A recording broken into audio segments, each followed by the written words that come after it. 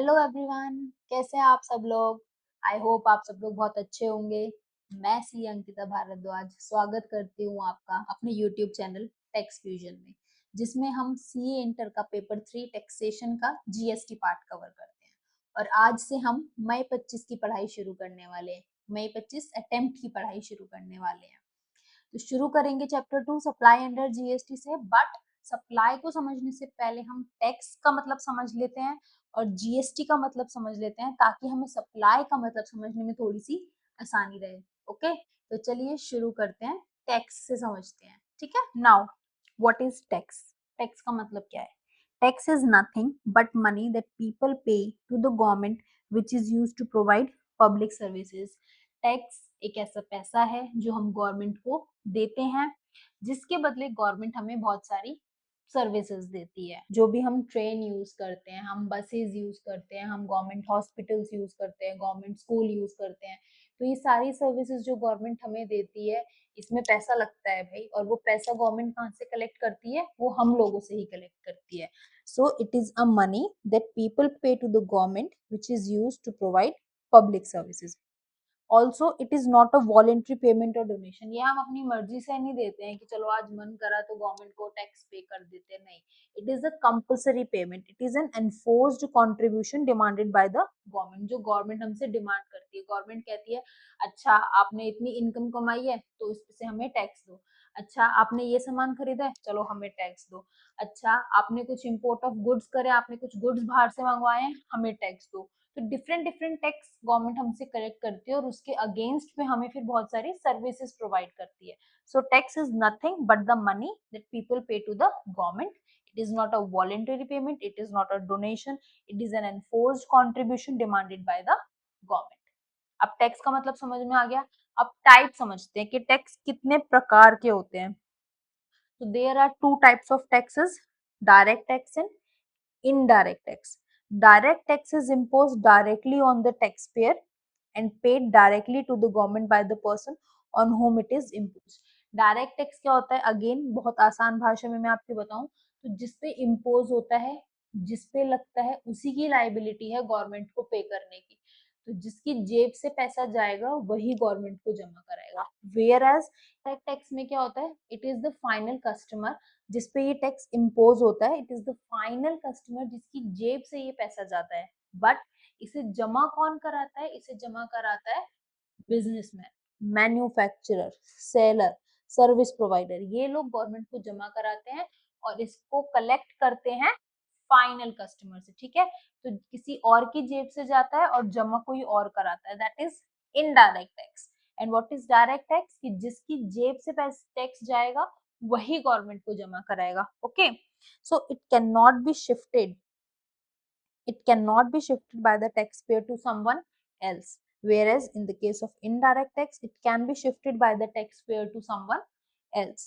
Third point is it is progressive in nature, मतलब अगर आपकी इनकम ज्यादा है तो आप ज्यादा टैक्स पे करोगे, अगर आपकी कम इनकम है तो आप कम टैक्स पे करोगे, अगर आपकी लाइबिलिटी ज्यादा बनती है तो ज्यादा पे करोगे, लाइबिलिटी कम बनती है तो कम पे करोगे। वेयर एज इनडायरेक्ट टैक्स क्या होता है, ये रिग्रेसिव नेचर का होता है। ये कहता है मुझे नहीं पता आप कितना कमाते हो, क्या करते हो, आप अमीर हो या गरीब हो, आपको सेम टैक्स लेना है। फॉर एग्जाम्पल आप लैपटॉप खरीदने गए एंड मान लेते हैं कि लैपटॉप पे 18% का जीएसटी लगता है, ठीक है, because GST is an indirect tax. तो आप लैपटॉप खरीदने गए, आपको 18% जीएसटी देना है। तो वो इंसान, वो बंदा जो 2.5 लाख रुपए कमा रहा है, अगर वो भी 1 लाख का लैपटॉप खरीदने गया है, और वेयर एज दूसरा बंदा जो 10 लाख कमाता है, जो 1 करोड़ कमाता है, अगर वो भी लैपटॉप लेने गया है 1 लाख का, दोनों को ही 18% जीएसटी देना पड़ेगा। तो it is regressive in nature because they are not based on the principle of the ability to pay.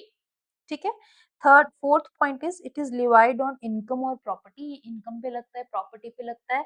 Whereas indirect tax किस पे लगता है, कंजम्पशन पे या फिर एक्सपेंडिचर पे। ओके, तो जो भी चीज आप खरीदते हो, अगर मैं एकदम लेमन लैंग्वेज में आपसे बात करूं, तो जो भी खर्चा आप करते हो, जो भी चीजें आप खरीदते हो, उस पे जो टैक्स लगता है that is indirect tax. Whereas जो भी आप कमाते हो या आपके पास घर है, वो सारे होते हैं आपके direct taxes. Okay, earlier number of indirect taxes were levied in India, पहले बहुत सारे इनडायरेक्ट टैक्सेस लगते थे, जैसे कि एक्साइज ड्यूटी हो गया, कस्टम ड्यूटी हो गया, सर्विस टैक्स हो गया, सेंट्रल सेल्स टैक्स हो गया, वैल्यू एडिड टैक्स हो गया, एंट्री टैक्स हो गया, परचेज टैक्स हो गया, बहुत सारे टैक्सेस लगते थे। बट 1 जुलाई 2017 से ये सारे टैक्सेस को अमलगमेट करके एक टैक्स बनाया गया, GST, which is goods and service tax. तो सारे टैक्सेस को हटा के, सारे टैक्सेस को मिला के एक टैक्स बनाया गया, goods and service tax, except custom duty, जो आज भी लगता है इम्पोर्ट और एक्सपोर्ट ऑफ गुड्स पे। उसके अलावा मेजरली जो सारे इनडायरेक्ट टैक्सेस हैं वो सबको सब्स्यूम्ड करके एक टैक्स बनाया गया है, जीएसटी, फ्रॉम 1 जुलाई 2017 से।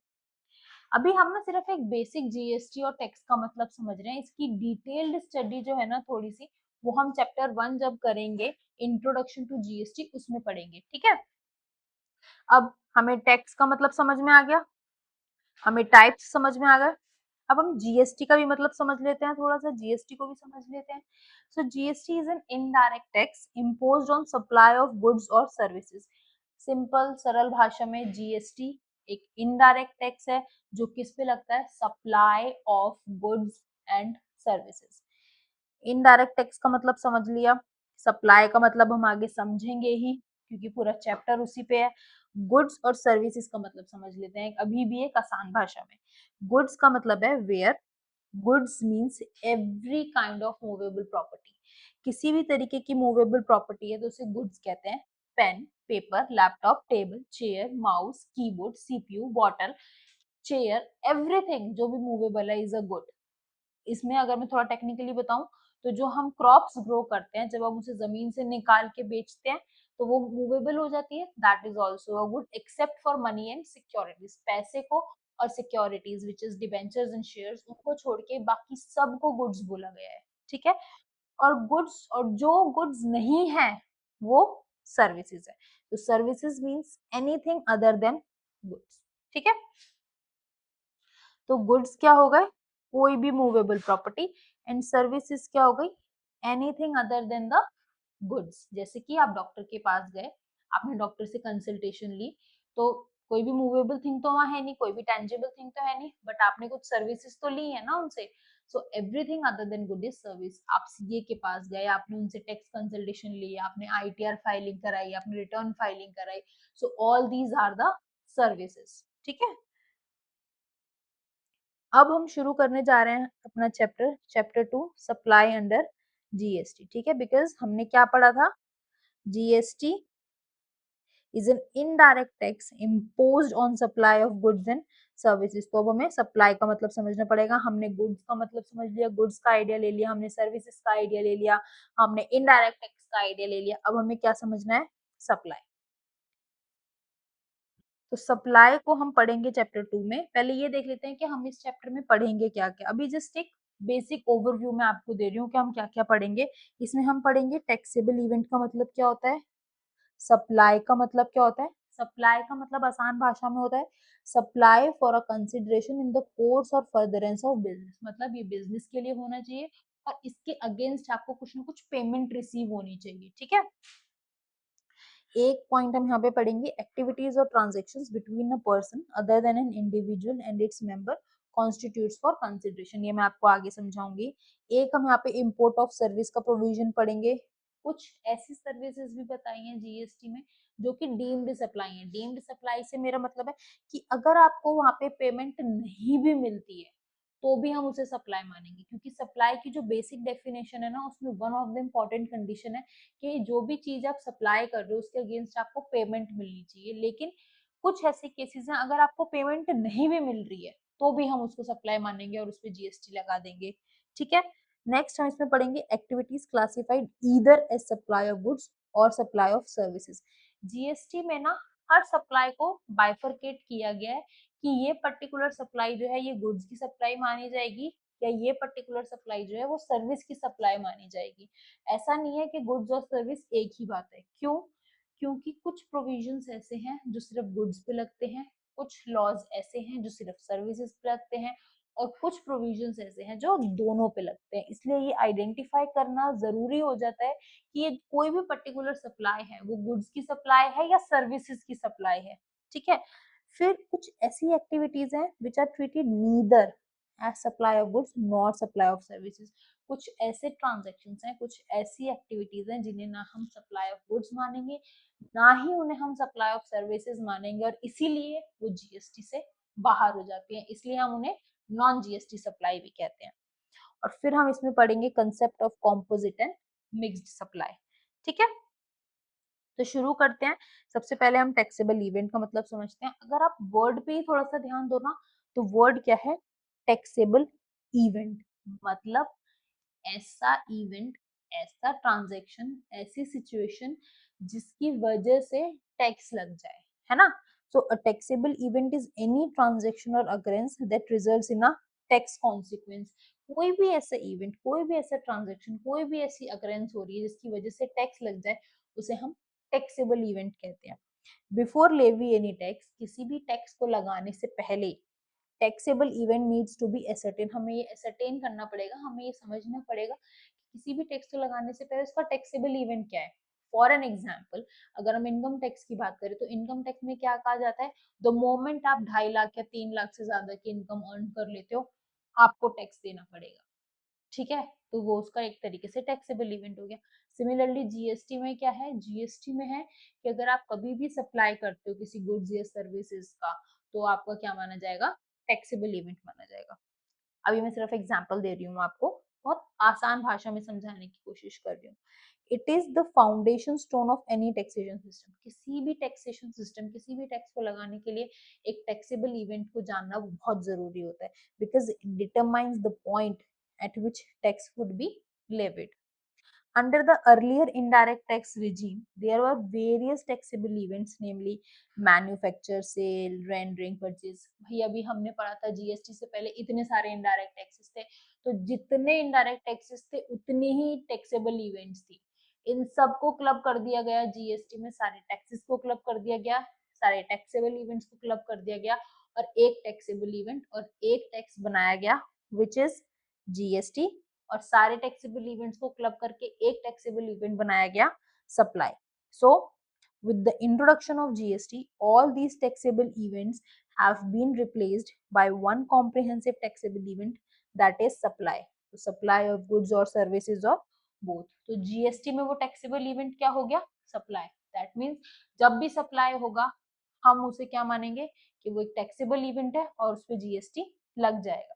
ठीक है, तो क्योंकि अब हमें ये बात समझ आ चुकी है कि जीएसटी लगाने के लिए गुड्स या सर्विसेज का या दोनों का सप्लाई करना बहुत जरूरी है, तो अब हमें सप्लाई का मतलब समझना बहुत जरूरी हो गया है। सप्लाई सप्लाई सप्लाई, आखिर ये सप्लाई है क्या? सप्लाई का मतलब क्या है? तो सप्लाई का मतलब बताया गया है section 7 of the CGST act. लेकिन सिर्फ सेक्शन 7 पढ़ने से काम नहीं चलेगा, हमें इसके लिए सेक्शन 7, सेक्शन 8, शेड्यूल 1, शेड्यूल 2 और शेड्यूल 3, ये 5 पॉइंट्स पढ़ने पड़ेंगे, तब हमें सप्लाई का पूरा मतलब समझ में आएगा। So following sections and schedules shall be discussed in this chapter to understand the concept of supply. Number 1 is section 7, which discuss about the meaning and scope of supply. Section 8 discusses about the taxability of composite and mixed supply. अगर मैं आपको थोड़ा सा बताऊं composite and mixed supply का provision कब use होता है, वो तब यूज होता है, देखो जीएसटी में क्या है कि हर स्पेसिफिक गुड्स के लिए या हर स्पेसिफिक सर्विस के लिए एक पर्टिकुलर जीएसटी रेट बताया गया है। लेकिन अगर आप कोई कॉम्बिनेशन ऑफ गुड्स या कॉम्बिनेशन ऑफ सर्विसेज या कॉम्बिनेशन ऑफ गुड्स और सर्विसेज देते हो, आप 2-3 गुड्स एक साथ सप्लाई कर रहे हो या आप गुड्स और सर्विसेज एक साथ सप्लाई कर रहे हो, तो तब और तो फिर आप एक प्राइस चार्ज कर रहे हो, तो तब आप क्या रेट लगाओगे? तो इस चीज को क्लियर करने के लिए जीएसटी में कंसेप्ट लेके आए हैं कॉम्पोजिट एंड मिक्स्ड सप्लाई। जैसे मान लो अभी होली आ रही है, तो होली पे आप एक पूरा हैम्पर बना के देते हो जिसमें आप पिचकारी भी देते हो, गुंजिया भी देते हो, नमक पारे भी देते हो और बहुत सारी चीजें देते हो, तो उसपे जीएसटी में हर किसी के लिए डिफरेंट डिफरेंट रेट्स है। और दुकान वाला क्या कहता है, भाई मैं इस पूरे हैम्पर का एक प्राइस चार्ज करता हूँ 1,000 रुपए या 2,000 रुपए। भाई इंडिविजुअली तो हर प्रोडक्ट पे अलग रेट है, लेकिन वो तो एक प्राइस चार्ज कर रहा है। तो उसको कंफ्यूजन हो सकता है कि भाई मैं किस रेट पे चार्ज करूं। तो इस चीज को क्लैरिफाई करने के लिए कंसेप्ट लेके आया गया composite and mixed supply. Next है आपका शेड्यूल 1, जो बात करता है activities to be treated as supply even if made without consideration. किसी भी देखो, किसी भी एक्टिविटी और ट्रांजेक्शन को जीएसटी में सप्लाई कहने के लिए 3 कंडीशंस होती हैं। Number 1 condition is supply should be of goods और services, second condition is supply should be made for consideration, and number third is supply should be made in the course और furtherance of business. So in order to say any activity a supply under GST there should be a consideration, but schedule 1 क्या कहता है कि भाई रुको रुको, कुछ activities मैं ऐसी बता रहा हूँ कि अगर वो फ्री में भी हो रही हैं, कुछ एक्टिविटीज अगर आप फ्री में भी कर रहे हो, बिना कंसिडरेशन के भी कर रहे हो, तो भी मैं उनको क्या मानूंगा, सप्लाई मानूंगा। तो ये शेड्यूल 1 में बताया गया है, ठीक है। सिमिलरली शेड्यूल 2 क्या कहता है, शेड्यूल 2 कहता है एक्टिविटीज और transactions to be treated as supply of goods और सप्लाई ऑफ सर्विसेज। ये कहता है कि अगर आपकी सप्लाई का कोई भी ट्रांजेक्शन या कोई भी एक्टिविटी एक बार सप्लाई डिसाइड हो गया, तो अब आपको उसे डिवाइड करना पड़ेगा, आपको उसे आइडेंटिफाई करना पड़ेगा कि वो सप्लाई ऑफ गुड्स है या वो सप्लाई ऑफ सर्विसेज है, क्योंकि उसी के हिसाब से उस पे जीएसटी के प्रोविजंस लगते हैं, क्योंकि जीएसटी के रेट्स भी गुड्स और सर्विसेज को बाइफरकेट करते हैं। इसीलिए हमें ये डिफरेंशिएट करना बहुत जरूरी है that whether a particular supply is a supply of service और सप्लाई ऑफ गुड्स। तो ये हम कहाँ पढ़ेंगे, शेड्यूल 2 में।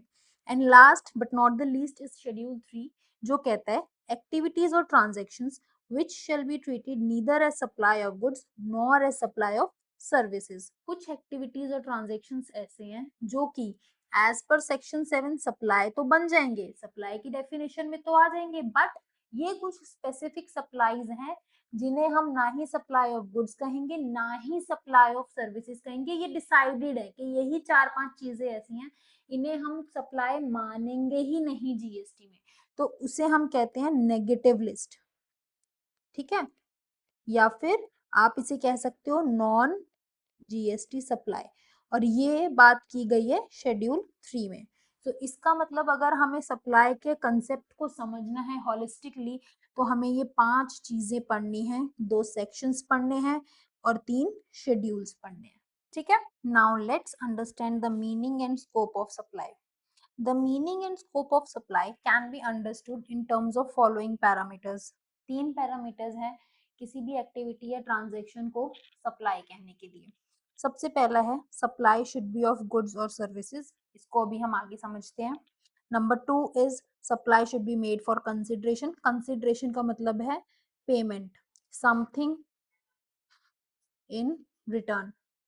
मतलब अगर आप किसी को कोई सप्लाई कर रहे हो, कुछ चीज सप्लाई कर रहे हो गुड्स या सर्विसेज की, तो उसके बदले आपको कुछ ना कुछ तो मिलना चाहिए भाई, फ्री में तो कर नहीं सकते, चैरिटी डोनेशन तो हो नहीं सकती, कुछ बदले में मिलना तो चाहिए, तो उसे क्या कहते हैं, कंसिडरेशन, मतलब there must be some consideration.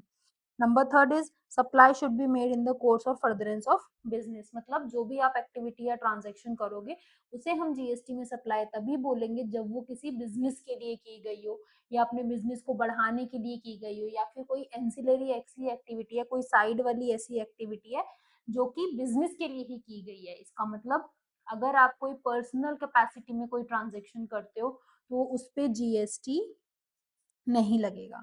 तो 3 पैरामीटर्स कौन कौन से हो गए, that supply should be in the course और furtherance of business, it should be of goods and services, ये सिर्फ गुड्स और सर्विसेज की ही होनी चाहिए, and there must be a consideration, ठीक है।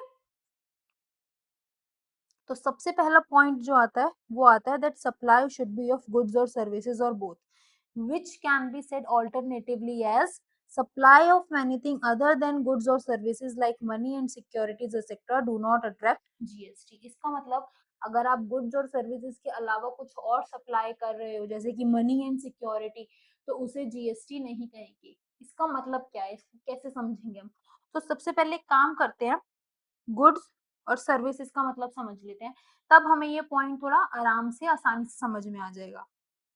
So the term goods and services are defined under the act has now been analyzed by way of following diagram।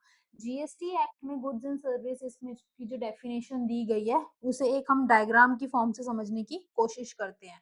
So goods, what is goods? What is the meaning of goods? So goods means every kind of movable property. बस इतनी ही definition है GST में। तो goods क्या है? किसी भी तरीके की मूवेबल प्रॉपर्टी, कोई भी ऐसी प्रॉपर्टी, कोई भी ऐसी चीज जो मूव हो सकती है, मूव हो सकती है एज सच, मतलब जैसी है वैसी ही मूव हो सकती है, तो उसे हम जीएसटी में क्या कहेंगे? गुड्स कहेंगे।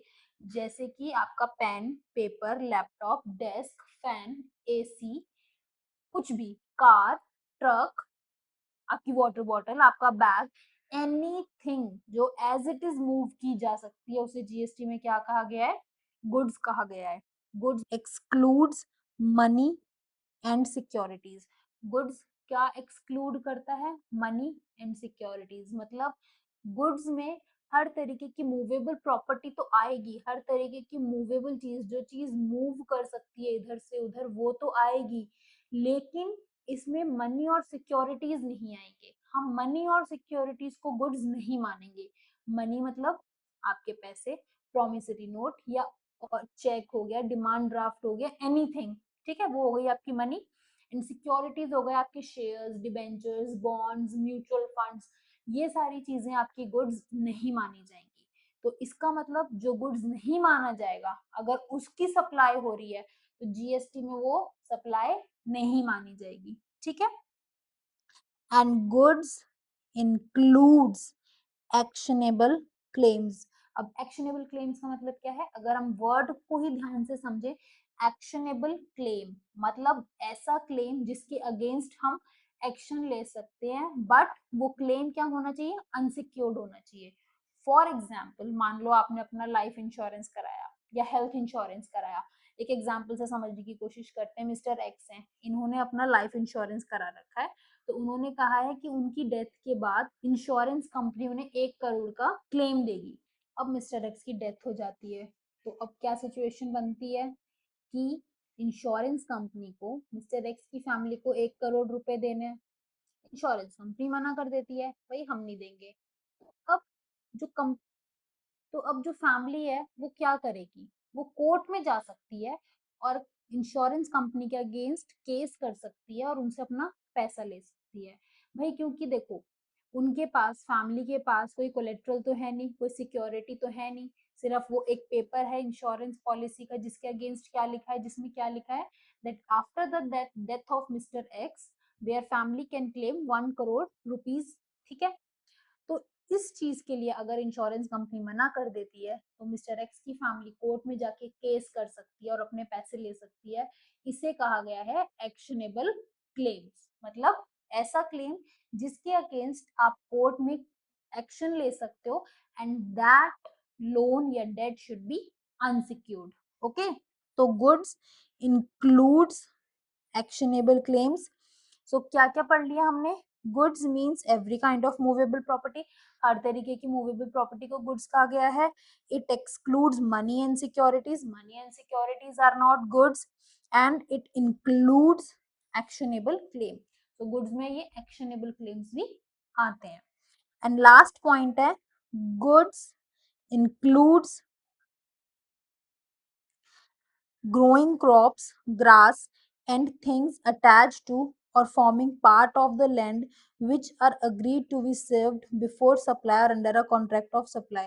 Growing crops, जो भी आपकी फसल है, घास है, या कोई और थिंग जो लैंड से अटैच्ड है लेकिन उसे अलग किया जा सकता है सप्लाई करने के लिए, वो सब गुड्स में इंक्लूड होगा। तो अगर मैं इन अ नटशेल बोलूं, तो कोई भी चीज जो लैंड से अटैच है और उसे अलग करके बेचा जा सकता है, उसकी सप्लाई की जा सकती है, तो उसे हम गुड्स कहेंगे। जैसे कि आपके क्रॉप्स, ग्रोइंग क्रॉप्स, ग्रास या थिंग्स अटैच टू और forming part of the land. Okay, तो गुड्स की डेफिनेशन क्या हुई? Goods means every kind of movable property. It excludes money and securities and includes actionable claims and growing crops, grass, and things attached to and forming part of the land which are agreed to be served before supply or under a contract of supply. I hope आपको goods की definition समझ में आ गई होगी। अब हम services की definition भी समझ लेते हैं। Services means anything other than goods, goods को छोड़ के सब कुछ सर्विसेज है, सबसे इजी डेफिनेशन है। जो गुड्स नहीं है वो सर्विसेज है। जीएसटी ने कह दिया भाई या तो कोई भी चीज गुड्स है या तो कोई भी चीज सर्विस है, और जो गुड्स नहीं है वो सर्विसेज है। बहुत बढ़िया जी। But it excludes money and securities. Services ने भी कह दिया भाई हमें भी नहीं चाहिए मनी और सिक्योरिटीज, तो गुड्स ने भी कह दिया मैं नहीं मानता मनी और सिक्योरिटीज को गुड्स, और सर्विसेज ने भी कह दिया मैं भी नहीं मानती मनी और सिक्योरिटीज को सर्विसेज। क्यों?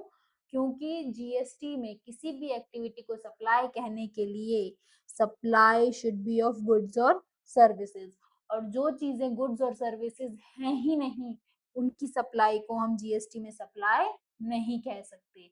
इसका मतलब supply of money and securities are not considered as supply under GST। ठीक है, ये नोट आपका, ये आप नोट भी लिख लीजिए that supply of money and securities in GST are not considered as supply because money and securities are neither considered as goods nor as services as defined under the act। okay, so अब आगे पढ़ लेते हैं एक बारी। services means anything other than goods, it excludes money and securities, but it includes activities relating to use of money or conversion of money by cash by any other mode from one form currency denomination to another for which a separate consideration is charged।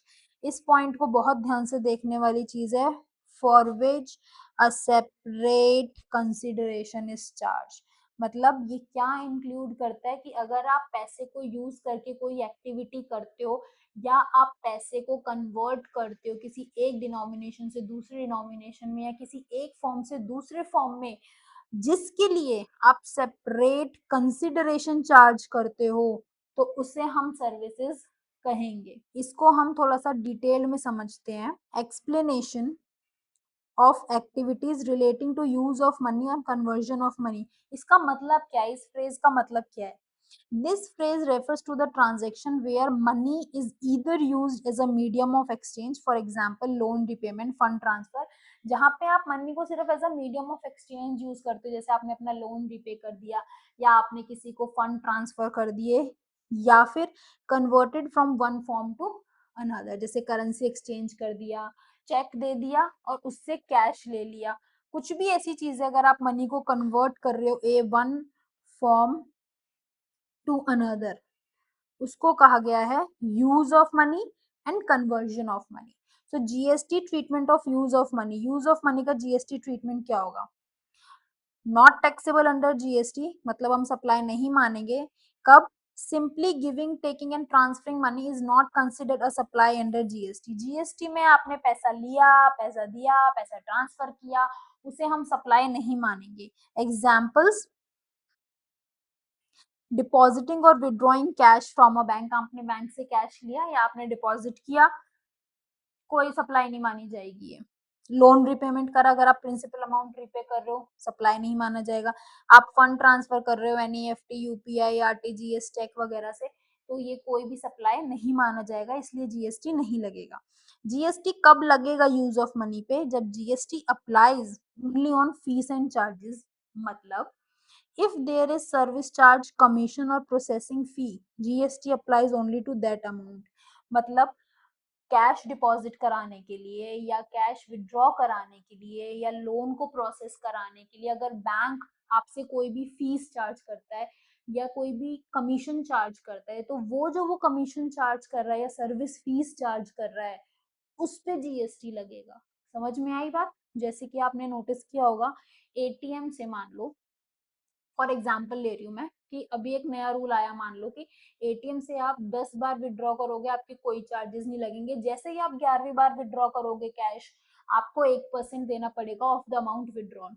तो वो जो 1% आपसे service fees charge कर रहे हैं ना, उस पर जीएसटी लगेगा। लेकिन आपने जो 10 बार विड्रॉ किया है कैश, उस पर कोई जीएसटी नहीं लगेगा, क्योंकि उस पर बैंक ने कोई सर्विस फी ही नहीं चार्ज किया। समझ आई बात? तो examples, bank charges for fund transfer, demand draft and cheque clearing. जब आप डिमांड ड्राफ्ट बनवाने चाहते हो, बैंक आपसे कुछ कमीशन चार्ज करता है, कुछ सर्विस चार्ज करता है, उस पे जीएसटी लगेगा। आप एनईएफटी आरटीजीएस करते हो मान लो, तो एक अमाउंट के बाद अगर मान लो उस पे कोई सर्विस फीस लगता है, उस पे जीएसटी लगेगा। चेक क्लियरिंग के लिए मान लो बैंक कुछ सर्विस चार्जेस लेता है, उस पे जीएसटी लगेगा। लोन या ईएमआई प्रोसेस करने के लिए अगर कोई प्रोसेसिंग फीस चार्ज करता है बैंक, उस पे जीएसटी लगेगा। इंटरेस्ट चार्ज किया जाता है लेट पेमेंट पे, उस पे जीएसटी चार्ज होगा।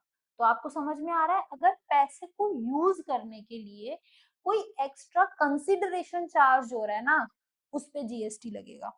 अब नेक्स्ट समझते हैं GST treatment of conversion of money. Money को कन्वर्ट करने के लिए जीएसटी की कैसे एप्लीकेबिलिटी चेक की जाएगी।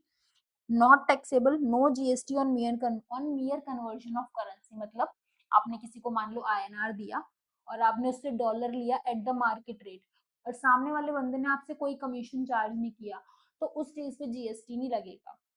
लेकिन मान लो आप एक मनी एक्सचेंजर के पास जाते हो, आप उससे डॉलर खरीदते हो, बदले में उसको आईएनआर देते हो, और वो आपसे जो कमीशन चार्ज करता है, उस पे जीएसटी लगेगा। So not taxable, no GST on mere conversion of currency.